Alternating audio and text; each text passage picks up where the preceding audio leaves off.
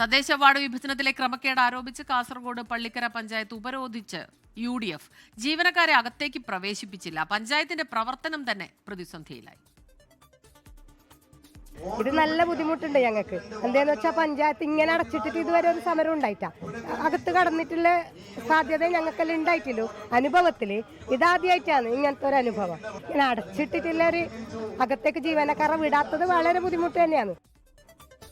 അരുൺ പാറയ്ക്കലാണ് ചേരുന്നത് കാസർഗോഡ് നിന്ന് വിവരങ്ങളുമായി. അരുൺ, ഈ സാധാരണ രീതിയിലുള്ള ദിവസേനയുള്ള ഒരു ജോലികൾ അതുപോലും നടക്കാൻ പറ്റാത്ത രീതിയിൽ ഇങ്ങനെ അടച്ചിടേണ്ടി വന്നൊരു സാഹചര്യം, എന്താണ് ഈ ക്രമക്കേട്?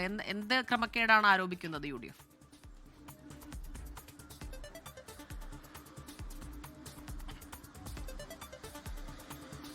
തദ്ദേശ വാർഡ് തെരഞ്ഞെടുപ്പുമായി ബന്ധപ്പെട്ട് ജില്ലയിലുടനീളം വ്യാപകമായ പ്രതിഷേധം ഉയർന്നിരുന്നു. UDFന്റെ ഭാഗത്തു നിന്നാണ് ഈ പ്രതിഷേധമൊക്കെ ഉണ്ടായത്. അത് UDFന് ആധിപത്യമുള്ള വാർഡുകൾ വിഭജിച്ച് അത് LDFന് അവർക്ക് വോട്ട് കൂട്ടുന്നതിന് വേണ്ടി ചില പഞ്ചായത്ത് സെക്രട്ടറിമാർ അവരുടെ സ്വാധീനം ഉപയോഗിച്ച് ചെയ്തു എന്നൊക്കെയായിരുന്നു ആരോപണമുണ്ടായത്. ബേക്കൽ പള്ളിക്കര പഞ്ചായത്തിലും സമാന രീതിയിലുള്ള ആരോപണമുണ്ടായി. UDFന് സ്വാധീനമുള്ള 6-ാം വാർഡ്, ലീഗിന് സ്വാധീനമുള്ള വാർഡുകൾ, ഇതൊക്കെ തന്നെ ഇതിലെ പകുതി ഭാഗം വിഭജിച്ച് വോട്ടർമാരെയൊക്കെ LDFന് സ്വാധീനമുള്ള പ്രദേശങ്ങളിലേക്ക് ചേർത്തു എന്നായിരുന്നു UDF ഉയർത്തിയ ആരോപണം.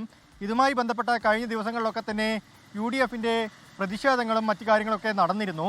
ഇന്നിപ്പോൾ രാവിലെ 6 മണിയോടുകൂടിയാണ് പള്ളിക്കര പഞ്ചായത്തിന് മുന്നിൽ UDF പ്രക്ഷോഭം ആരംഭിച്ചത്. പഞ്ചായത്തിൻ്റെ 3 ഗേറ്റും അടച്ച് അവിടെ പ്രവർത്തകർ കാവൽ നിന്നു. 10 മണിയോടുകൂടി പഞ്ചായത്തിലേക്ക് എത്തിയ ജീവനക്കാർ മുഴുവൻ പുറത്തു നിൽക്കേണ്ട സാഹചര്യമുണ്ടായി. ജീവനക്കാർ മണിക്കൂറുകളോളം പുറത്തുനിന്നു. രാജ്മോഹൻ ഉണ്ണിത്താൻ MP ഈ സമരപരിപാടി ഉദ്ഘാടനം ചെയ്തത്.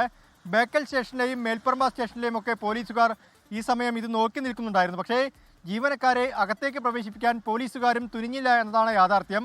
എന്തായാലും മണിക്കൂറുകളോളം ജീവനക്കാർ കഷ്ടത്തിലാവുന്ന സ്ഥിതിയുണ്ടായി. പഞ്ചായത്തിൻ്റെ ഇന്നത്തെ പ്രവർത്തനം മുഴുവൻ താളം തെറ്റുന്ന സ്ഥിതിയുണ്ടായി.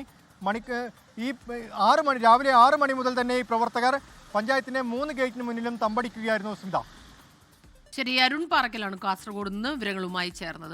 ലോകത്തെവിടെയായാലും ഏത് സമയത്തും 24 വാർത്തകളും ഓഗ്മെന്റഡ് റിയാലിറ്റി പാക്കേജുകളും എക്സ്പ്ലെയിനറുകളും വിശദമായി കാണാൻ ഞങ്ങളുടെ YouTube ചാനൽ നിങ്ങൾക്ക് സബ്സ്ക്രൈബ് ചെയ്യാം.